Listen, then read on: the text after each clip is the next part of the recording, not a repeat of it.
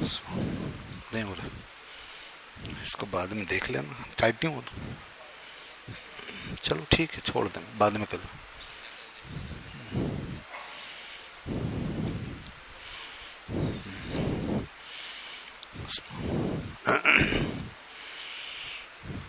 نحمدہ ونصلی ونسلم علی رسولہ الکریم،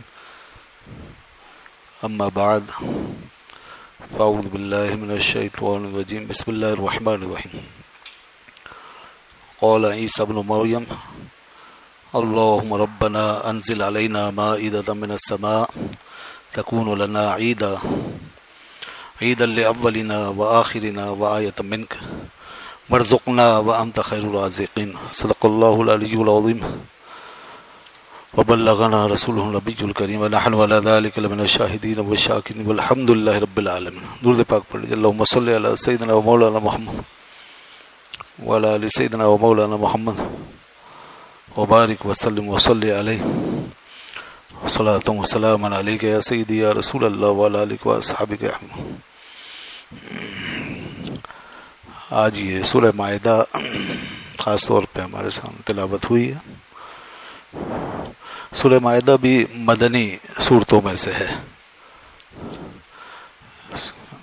سورہ نساء مکمل کی گئی اور اس کے بعد سورہ مائدہ کی تلاوت ہوئی۔ مائدہ کہتے ہیں دسترخوان کو، تو یہاں پر اس میں ایک آیت آئی جس میں دسترخوان کا ذکر ہے۔ حضرت عیسیٰ علیہ السلام نے اللہ تعالیٰ سے عرض کیا، اس کی بارگاہ میں دعا کی کہ اللہ ہمارے رب ہم پر ایک دسترخوان آسمان سے نازل فرما جو ہمارے لیے عید بن جائے، ہمارے پہلوں کے لیے اور ہمارے بعد والوں کے لیے، اول کے لیے اور آخر کے لیے، اور تیری نشانی ہو۔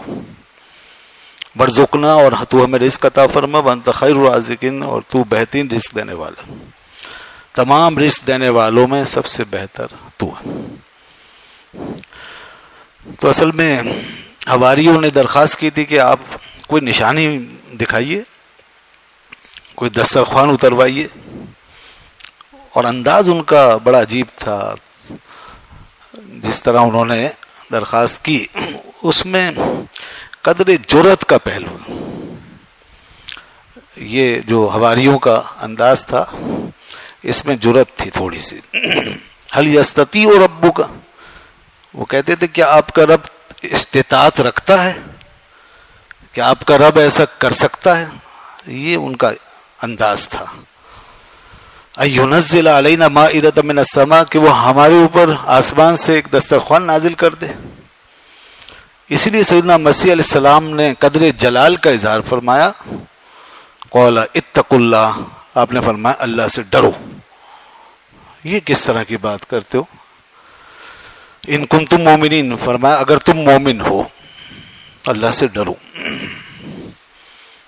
تو بہرحال سابقہ امتوں میں کچھ اس قسم کی چیزیں ہمیں نظر آتی ہیں، کوئی جرأت کا پہلو، کوئی بے باکی، کہیں انبیاء کرام علیہ الصلوۃ والسلام کی بارگاہ میں بے تکلف ہو جانا اور ایسی بات کر دینا ان کو مخاطب بناتے ہوئے جو انبیاء کی شان کے مطابق نہ ہو۔ بنی اسرائیل نے نہیں کہہ دیا تھا حضرت موسیٰ علیہ السلام سے اتتخذون ہزوا، کیا آپ ہم سے مذاق کر رہے ہیں؟ یہ کوئی امتی اپنے پیغمبر سے اس طرح مخاطب نہیں ہو سکتا۔ تو انہوں نے فرمایا تو قال اعوذ باللہ ان اکون من الجاہلین، اے میری قوم یہ کیا کہتے ہو، میں پناہ مانگتا ہوں اللہ کی اس بات سے کہ میں جاہلوں میں سے ہو جاؤں۔ تو مذاق کرنا جاہلوں کا کام ہے، میں نبی ہو کر اس قسم کی بات کر سکتا ہوں؟ تو یہاں بھی حضرت مسیح علیہ السلام کے سامنے کچھ ایسے ہی مومن لوگ موجود ہیں، اور یہ سب ماننے والے ہیں، یہ مومنین ہیں، یہ مسلمان ہیں، یہ اصحاب ہیں، مگر ان کا انداز یہ تھا۔ تو یہ قومیں بڑی بگڑی ہوئی تھی، اصل میں ان قوموں کے مزاج بڑے ٹیڑھے تھے، ان کے اندر ٹیڑھ بہت تھی، ان کے اندر ضد بہت تھی، ان کے اندر تہذیب کی کمی تھی۔ انبیاء کرام نے ان کو سنوارا، نکھارا، بنایا، جہاں تک ممکن ہو سکا ان کو مہذب بنا دیا اور ان کو ان کے ایمان پہ قائم رکھنے کی کوششیں کی، اور بار بار پھر اسی وجہ سے کیونکہ اندر ٹیڑھ رہتی تو وہ پٹری سے اتر جاتے تھے، پھر اللہ کے پیغمبر انہیں سمجھاتے تھے۔ بنی اسرائیل نے نہیں صاف کہہ دیا تھا لن نؤمن لک حتی نری اللہ جہرۃ، ایمان لانے کے بعد پھر اس قسم کی شرطیں، اے موسیٰ علیہ السلام ہم آپ پہ ایمان نہیں لائیں گے، ہم آپ کی بات نہیں مانیں گے جب تک اللہ کو کھلم کھلا نہیں دیکھ لیں گے۔ یہ عجیب بات ہے، ایمان لانے کے بعد پھر پیغمبر سے اس طرح کی باتیں۔ اور پھر ایک دفعہ تو انہوں نے بڑا ہی عجیب معاملہ کر دیا اور بڑے غضب کو دعوت دے دی انہوں نے، وہ تو اللہ کے پیغمبر موجود تھے ان کے درمیان، تو بچ بچاؤ ہو گیا ان کا معاملہ، اور پیغمبر نے سنبھال لیا، ورنہ اللہ کا عذاب نازل ہونے میں دیر نہیں لگتی۔ انہوں نے کہہ دیا کہ موسیٰ ہمیں بھی ایسے کوئی معبود بنا کے دے دیں جیسے لوگ اپنے معبود پوچھتے ہیں، یعنی اتنے احسانات کے وہاں سے آزاد کرایا فرعونیوں سے، اس کے ظلم سے، ان کی استبداد سے، پھر چلتے چلتے راستے میں کہتے ہیں اجل لنا الہ کما لہم آلہہ، ہمیں بھی ایک ایسا معبود بنا کے دیں جیسے یہ لوگ راستے میں ہم دیکھ رہے ہیں اپنے اپنے معبودوں کے سامنے بیٹھے بات کر، پوری شرک کو دوبارہ قبول کرنے والی بات۔ تو اللہ کے پیغمبر نے پھر انہیں ڈانٹا، پھر سمجھایا، تو میں نے کہا نا سنبھال لیا حضرت موسیٰ علیہ السلام نے، پیغمبروں نے، ورنہ تو یہ ایسی باتیں تھی کہ اس پہ عذاب الہی نازل ہوتا۔ اور پھر وہی ہوا جب پیغمبر دنیا سے تشریف لے جاتے تھے پھر ان کو روکنے ٹوکنے والا کوئی نہیں ہوتا تھا، پھر یہ جو چاہتے کرتے، پھر تو انہوں نے حد کر دی نا، کتابوں کی کتابیں بدل دی اور انہوں نے دین کو بالکل بدل کے رکھ دیا، کھلی نافرمانیاں کی، سرکشی کی، بغاوت کی، پھر ان پہ عذاب بھی آئے۔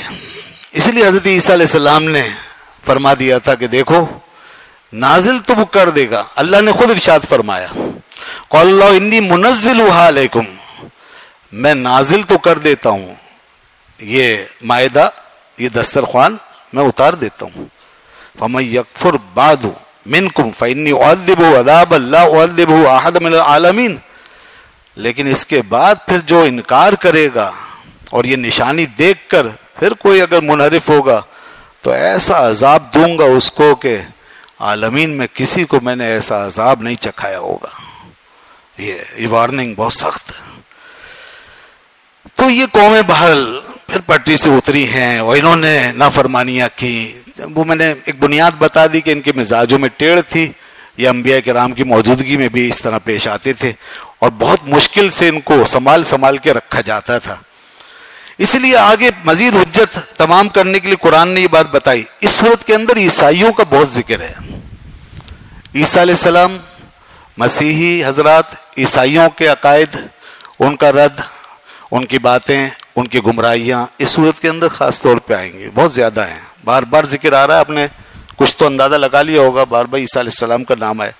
اس سے پہلے یہودیوں کا ذکر میں کر چکا ہوں، اس سے پہلے صورتوں میں یہودیوں کا تفصیل سے ذکر ہوا۔ تو یہاں پر دیکھیے وَإِذْ قَالَ اللَّهُ يَا عِيسَى ابْنَ مَرْيَمَ، وَإِذْ قَالَ اللَّهُ، اور جب اللہ تعالیٰ نے فرمایا اے عیسیٰ ابن مریم أَنْتَ قُلْتَ لِلنَّاسِ، کہ آپ نے لوگوں سے کہا تھا اتخذونی و امی، کہ مجھے اور میری ماں کو بنا لو الہین، دو معبود۔ یہ جو معبود بنا کے آپ کو پوجنے لگے اور اللہ کی بیوی نعوذ باللہ اور اس کا بیٹا قرار دے دیا، تو کیا آپ نے کہا تھا؟ یہ حجت پوری کرنے کے لیے اللہ نے ان سے بات کہلوائی، اور بڑا زبردست انداز ہے۔ دیکھیے اب اللہ نے اپنے پیغمبر سے بات فرمائی اور پیغمبر نے اس کا جواب کیسے دیا۔ من دون اللہ، اللہ کو چھوڑ کے مجھے اور میری ماں کو معبود بنا لو، یہ تعلیم آپ نے دی ہے۔ قال سبحانک، اب جب حضرت مسیح نے اپنی زبان مبارک کھولی اور جواب دیا تو کتنے پیارے خوبصورت انداز میں اللہ کی جناب کے جو آداب ہیں وہ بھی بتا دیے۔ سبحانک، اے اللہ تو پاک ہے۔ پہلے اللہ کی تسبیح بیان کی، ما یکون لی ان اقول، مجھے یہ زیب دیتا ہی نہیں ہے کہ میں یہ کہوں، ما لیس لی بحق، جس کا مجھے حق نہیں ہے وہ بات میں کہوں، مجھے یہ زیب ہی نہیں دیتا، میرے لیے جائز ہی نہیں ہے۔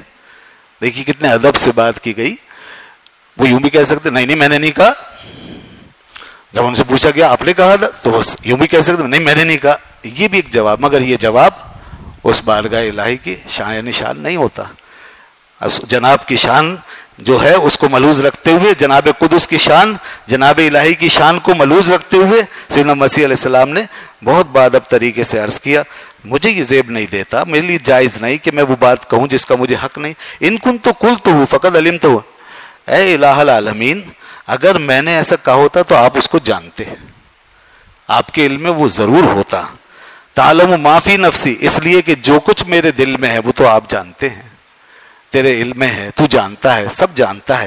ولا عالم ما فی نفسک, اور میں نہیں جانتا جو تیرے فیصلے ہیں, جو تیرے ارادے ہیں.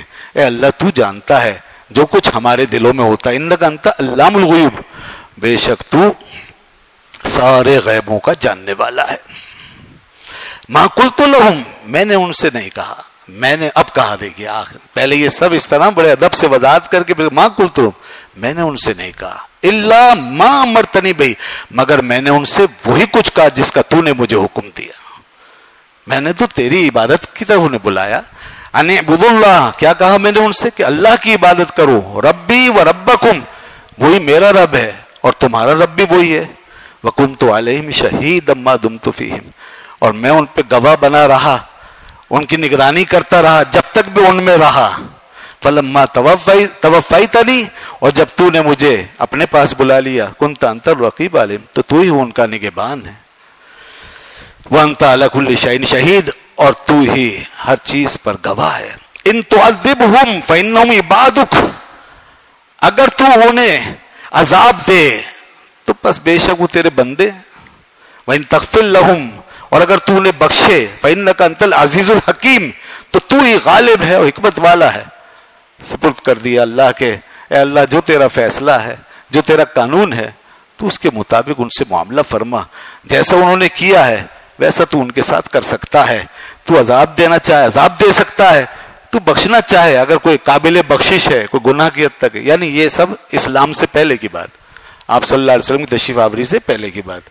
تو جو ان میں مسلمان ہیں اور صرف گناہگار ہیں, اگر تو ان کو بخشنا چاہے تو بخش سکتا ہے. تو سیدنا عیسیٰ علیہ السلام نے یہاں پر اپنی امت کو اللہ کے حوالے کر دیا اور اس کے فیصلے کے حوالے کر دیا, اور خود بری ذمہ ہو گئے. یہی آیت جب رسول خدا آقائے دو عالم رحمت مجسم صلی اللہ علیہ وسلم پڑھتے جاتے تھے تو حضور کو اپنی امت کا خیال آ گیا. جب امت کی بات آئی تو رسول پاک صلی اللہ علیہ وسلم کو اپنی امت کی یاد آئی, اور پھر آنکھوں سے آنسو چھلک پڑے اور عرض کیا یا اللہ میری امت کا کیا ہوگا, میری امت کا کیا ہوگا. تو حدیث میں آتا ہے, مسلم شریف کی حدیث ہے کہ اللہ نے فوراً جبرائیل کو بھیجا اور کہا جبرائیل جاؤ میرے محبوب کے پاس اور میرا سلام پہنچاؤ, اور ان سے پوچھو اے محبوب تمہیں کس بات نے ستایا ہے, کس چیز کا رنج ہوا. جبرائیل آئے, اللہ کا سلام پہنچایا اور اس کا پیغام پہنچایا. تو اللہ کے رسول صلی اللہ علیہ وسلم نے فرمایا کہ جبرائیل مجھے میری امت کا غم ستاتا ہے, میری امت کا کیا ہوگا. جبرائیل بارگاہ الہی میں دوبارہ حاضر ہوئے, اللہ کی بارگاہ میں عرض کی, حالانکہ وہ سب جانتا ہے مگر اس کی ایک کورسپونڈنس ہے اپنی, اس کا بنایا ہوا نظام ہے, سب جانتا ہے. جبرائیل نے یہ پیغام وہاں پہنچایا, پھر اللہ نے جبرائیل کو بھیجا, جبرائیل جاؤ میرے محبوب کو یہ پیغام پہنچاؤ کہ ہم آپ کی امت کا معاملہ ویسا نہیں کریں گے جیسے پہلے امتوں کا ہوا ہے. پہلے امتوں کا معاملہ اور تھا. اے میرے محبوب آپ کے لیے تو یہ ہے سنردی کا فی امتے کا. اب دیکھیں حدیث میں الفاظ فرمایا سنردی کا فی امتے کا ولا یسوء کا. اے پیارے ہم آپ کی امت کے معاملے میں آپ کو راضی کر کے رہیں گے, ہم آپ کو راضی کریں گے. دیکھیے ادھر دیکھیے کہ عیسیٰ علیہ السلام نے اپنی امت کا معاملہ, اس کا کیس اللہ کے فیصلے کے حوالے کر دیا تھا, اور ادھر حضور کی امت کا معاملہ یہ ہے کہ اللہ نے اس امت کا معاملہ اپنے پیغمبر کے حوالے کر دیا. اے پیارے آپ کو ہم راضی کر لیں گے اور آپ کا دل نہیں ٹوٹے گا, آپ غم نہ کریں, آپ کو کوئی غم نہیں پہنچے گا, رنج نہیں پہنچے گا. امت کی جب سلسلہ شروع ہوگا شفاعت کا اور بخشش کا تو بات بہت دور تک جائے گی. اللہ اکبر. یہ ہے آپ صلی اللہ علیہ وسلم کی رحمتیں اس امت کے اوپر. اسی لیے اس امت کو جتنا احسان ماننا چاہیے یہ اس امت کے اوپر اس کا بہت بڑا حق ہے. اور یہی وجہ ہے کہ یہ امت آج تک اپنے نبی کو یاد رکھتی ہے, اور جتنی شان و عظمت یہ امت اپنے نبی کی اور پیغمبر کی بیان کرتی ہے کوئی امت اس طرح نہیں کر پائی اور نہ کر سکے گی. تو یہ اصل میں دو طرفہ معاملہ ہے. ہم پر احسانات جو ہیں, لوگ ہم سے پوچھتے ہیں کہ آپ اپنے نبی کا اتنا ذکر کیوں کرتے ہیں, آپ ان کے میلاد کیوں مناتے ہیں, آپ ان کی بات کیوں کرتے ہیں, آپ جگہ جگہ ان کا چرچا کیوں کرتے ہیں. تو ذرا غور تو کرو, تم نے ان کے احسانات کا معاملہ نہیں دیکھا کہ کس طرح اس امت کے لیے جگہ جگہ آپ نے دعائیں فرمائی ہیں, اور کیا کیا شفقتیں عنایتیں آپ کی ہم پر برس رہی ہیں. اور آیتیں قرآن کی بتاتی ہیں کہ کس طرح اللہ نے انہیں رؤوف الرحیم بنایا, رحمت عالم بنایا. حضور کا جیسا تعلق امت سے قائم کیا گیا ہے, کسی پیغمبر کا ان کی امت سے ایسا تعلق نہیں تھا جیسا کہ حضور کا تھا. حریص علیکم بالمؤمنین رؤوف الرحیم. کیا فرمایا, عزیز علیہ ما عنتم. یہ نبی تمہارے لیے ایسے اس طرح تکلیف محسوس کرتے ہیں, ایسا درد کہ جب تمہیں کوئی تکلیف اذیت پہنچتی ہے تو ان کو رنج ہوتا ہے, ان کو احساس ہوتا ہے, ان پہ گرا گزرتا ہے. حریص علیکم, اور یہ تمہاری بھلائی کے بڑے چاہنے والے, بڑے خوگر, بڑے چاہنے والے تمہاری بھلائی اور بہتری کے لیے. اور فرمایا بالمؤمنین رؤوف الرحیم, اور مومنوں پہ تو بہت ہی مہربان اور بڑے رحیم ہیں. یہ ہے حضور کی شان. اس شان سے آپ صلی اللہ علیہ وسلم تشریف لائے. لیکن سابقہ امتوں کا معاملہ ذرا مختلف رہا. انہوں نے اپنے پیغمبروں کی تعلیمات کو چھوڑا اور بار بار ان سے روگردانی کی. جیسا کہ میں نے پہلے عرض کیا کہ زندگی میں ہی وہ صاف صاف جواب دے دیا کرتے تھے اور کہہ دیا کرتے تھے کہ ہم یہ کام نہیں کر سکتے. اب ذرا دیکھیے بنی اسرائیل کا ذکر. اب جب وہاں سے چلے ہیں مصر سے اور شام میں جا کر کے ٹھہرنا ہے, تو ابھی راستے میں ہیں, طور کی وادیوں میں کہیں پڑاؤ کیا ہوا ہے کوئی 1 سال کے لیے. وہیں اللہ تعالیٰ نے توریت نازل فرمائی تھی, اور اس کے بعد پھر یہ احکام آ گئے تھے اور کہا گیا کہ اب تم شام کی طرف بڑھو.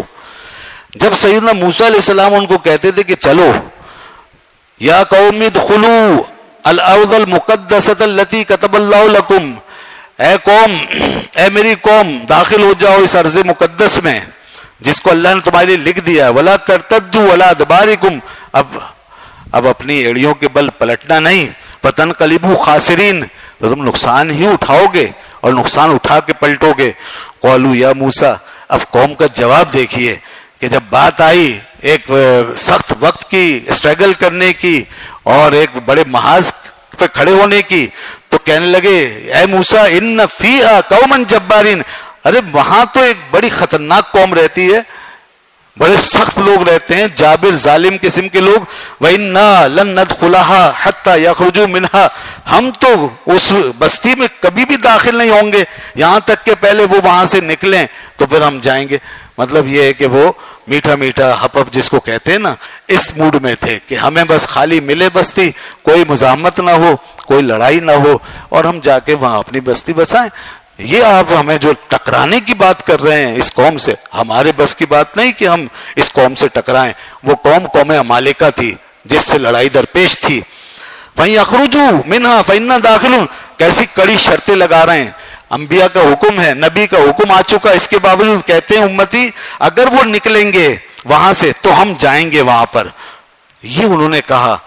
ان کے کچھ لوگوں نے ان کو سمجھایا بھی مگر وہ نہیں مانے, اور انہوں نے صاف کہہ دیا کہ ہم نہیں جا سکتے جناب.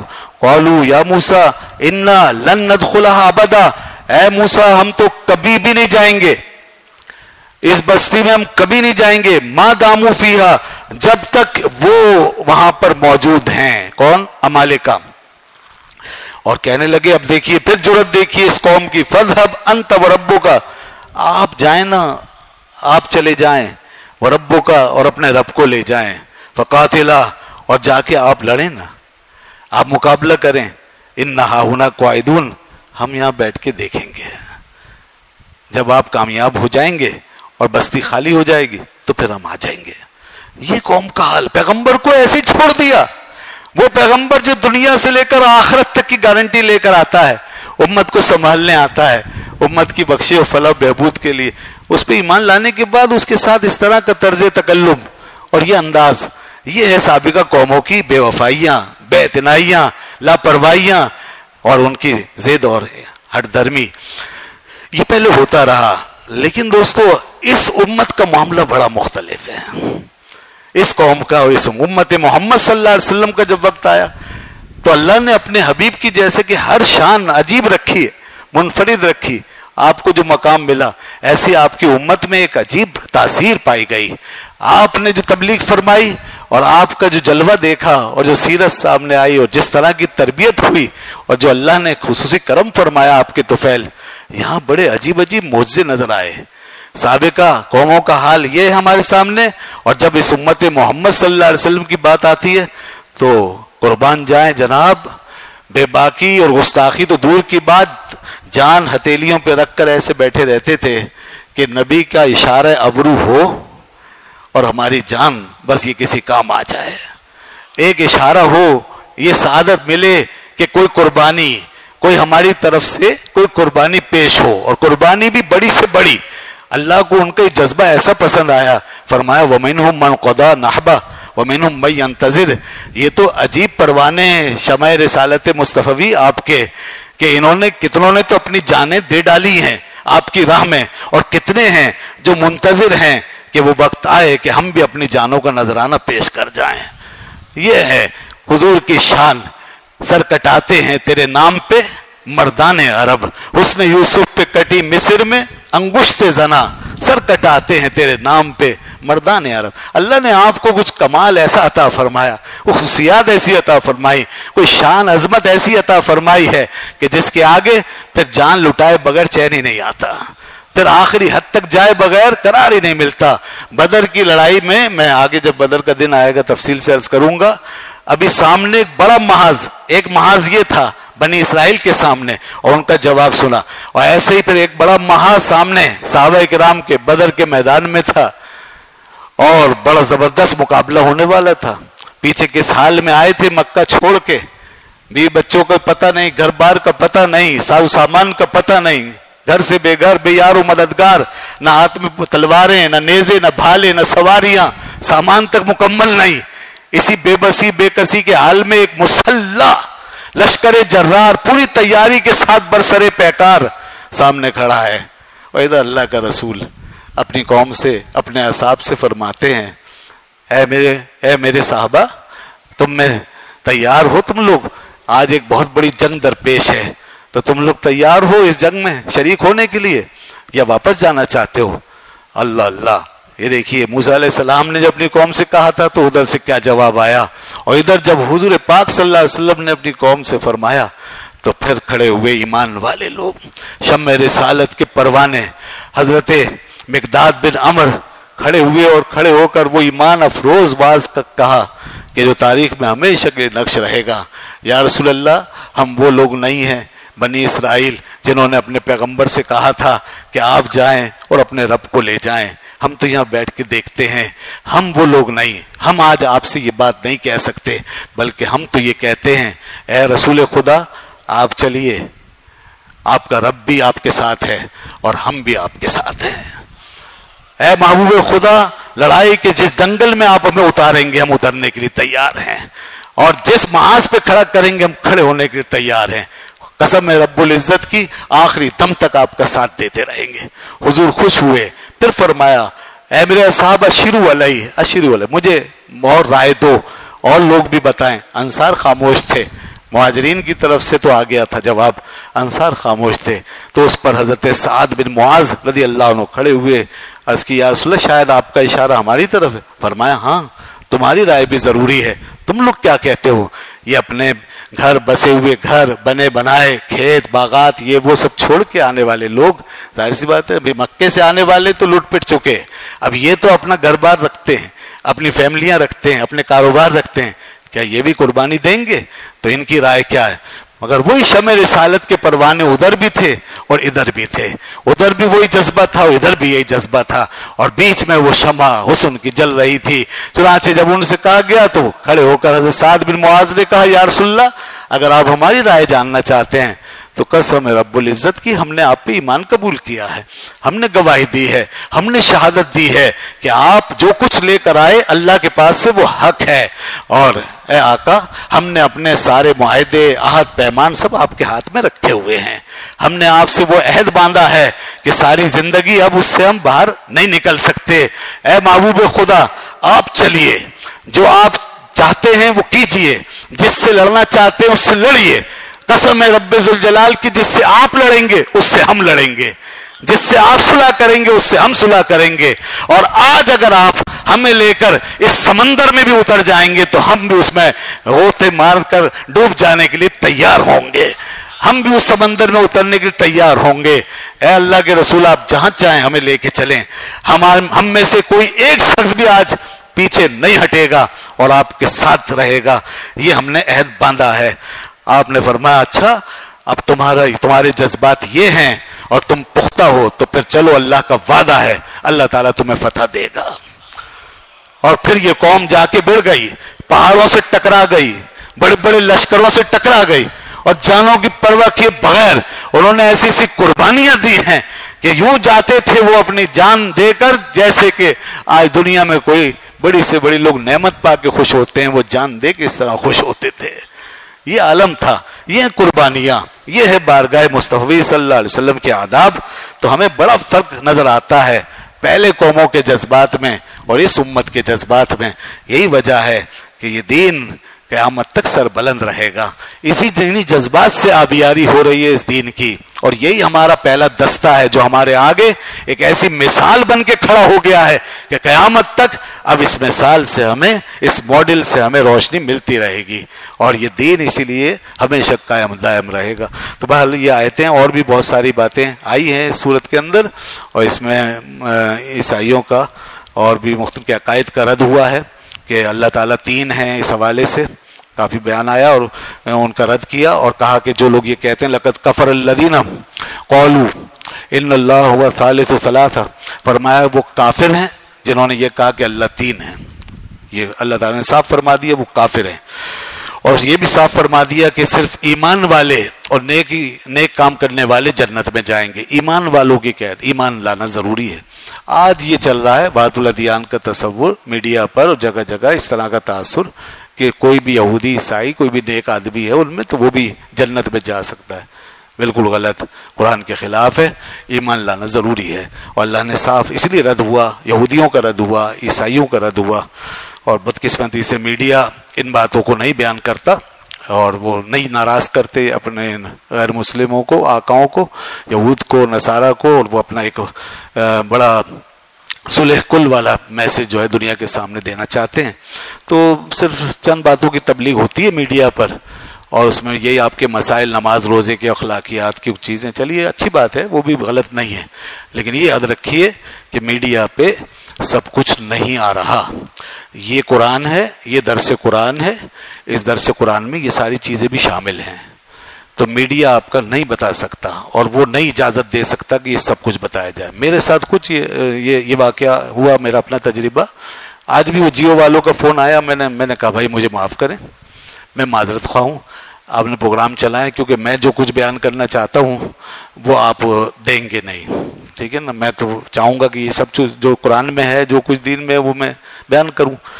ایک دفعہ ایسا ہوا ایک چینل پہ مجھے بڑا اصرار کر کے لے گئے, بہت پرانی بات ہے, میں تو اوائڈ کرتا تھا لیکن وہ لے گئے. انہوں نے تمام کوئی شرائط وغیرہ بھی سب اٹھا دی اور پابندیاں, اور کہا آپ جیسا چاہیں بیان. میں نے کہا چلیے ٹھیک ہے.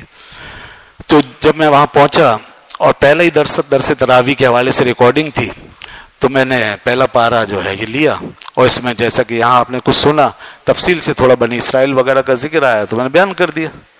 بعد میں جو پروڈیوسر تھا نا وہ بعد میں آئے ملنے کے لیے, کہنے لگے آپ نے تو یہودیوں کے بارے میں بہت کچھ بتا دیا اور آپ نے یہودیوں کا بڑا رد بد کر دیا. میں نے کہا بھائی تو قرآن میں اور آپ نے درس قرآن رکھا ہے تو میں وہ سب اس پہ ہاتھ پھیر دوں اور اس سے بالکل صاف کر دوں اور آگے کچھ اور بتاؤں؟ آپ کیا بات کر رہے ہیں؟ آپ نے درس قرآن کا عنوان دیا ہے, قرآن میں سامنے رکھ کے بات کروں گا تو ظاہر سی بات جو ہے وہ بیان کروں گا نا. تو میں نے کہا اچھا آپ ابھی سے پریشان ہو گئے, آگے جو صورتیں آ رہی ہیں اس میں عیسائیوں کا بھی رد ہے, آپ کی پریشانی بڑھنے والی ہے. اور پھر کہیں ہندوؤں کا بھی ذکر آنے والا ہے، پھر آپ کی پریشانی اور بڑھ جائے گی، تو پتہ نہیں کہاں کہاں آپ کے چینل کو نقصان پہنچے گا، اور آپ کا یہ جو ایک بہت بڑا کمرشل پروگرام ہے اس کو بڑا دھچکا لگ جائے گا. تو اس لیے آپ برائے مہربانی مجھے معاف کریں، آپ اپنا کام کریں جیسے آپ کر رہے ہیں. تو یہ صورتحال ہے. تو یہ باتیں ہمارے ذہن میں رہنی چاہیے. جو چیز جتنی ہے اس کو اتنا سمجھیں. کل مجھے یہ خطرہ ہے کہ یہ جو جزوی طور پر ہم دین کی باتیں سن رہے ہیں اور اس میں یہ سب کچھ نہیں آ رہا، کل خطرہ ہے کہ ہمارے بچے کہیں یہ نہ سمجھنے لگے کہ کبھی ممبر پر یا مسجدوں میں یہود کی یا نصارہ کی یا اس طرح کی باتیں ہوں تو وہ یہ نہ سمجھنے لگے کہ یہ کہاں سے مولانا صاحب لڑائی جھگڑے کی باتیں کر رہے ہیں، یہ کہاں سے دین میں آ گیا، یہ تو ہم نے کبھی نہیں سنا. ہم نے تو کبھی یہ باتیں نہیں سنی کہ یہود یہ ہیں، نصارہ یہ. اور جیسا کہ گروہ یہ کوشش کرنے میں لگا ہوا ہے کہ یہود و نصارہ بھی اہل حق ہیں، باقاعدہ یہ کوششیں ہو رہی ہیں.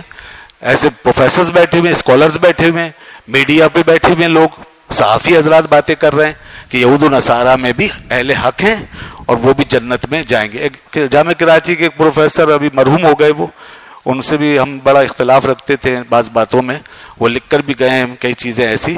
وہ بھی اس بات کے قائل تھے کہ اسلام کے علاوہ اور مذاہب بھی حق ہو سکتے ہیں. بتائیے باپ. اور کمال کی بات یہ کہ اسلامک اسٹڈیز کے ہی مطلب بڑے ایسی باتیں کر رہے ہیں، اسلامک اسٹڈیز پڑھانے والے یہ بات کریں. اور ان کا یہ کہنا تھا کہ یہود و نصارہ بھی جنت میں جا سکتے ہیں، جائیں گے، ان میں بھی مومن ہیں. ہم نے کہا یہ تو بالکل آپ قرآن کے خلاف جا رہے ہیں. قرآن نے بالکل اس کا صاف صاف اعلان کیا ہوا ہے. اور دین کھڑا کس پہ ہے؟ یہی تو بنیاد ہے. اب یہ بنیاد بھی اگر نہیں رہے گی تو یہ دین محمد ہی نہیں رہے گا، وہ دین عیسوی بن جائے گا، دین موسوی بن جائے گا. جیسے وہاں پر بہت لبرلائزیشن ہے، ایسے اس دین میں بھی ساری قیدیں اڑ جائیں گی، حدود ختم ہو جائیں گی، اور یہ دین نہیں رہے گا، مسخ ہو جائے گا. خیر اللہ کا دین ہے، اس کی حفاظت کرنے والے موجود ہیں، مگر اس دین کو مسخ کرنے والے اس طرح کی باتیں کرتے ہیں.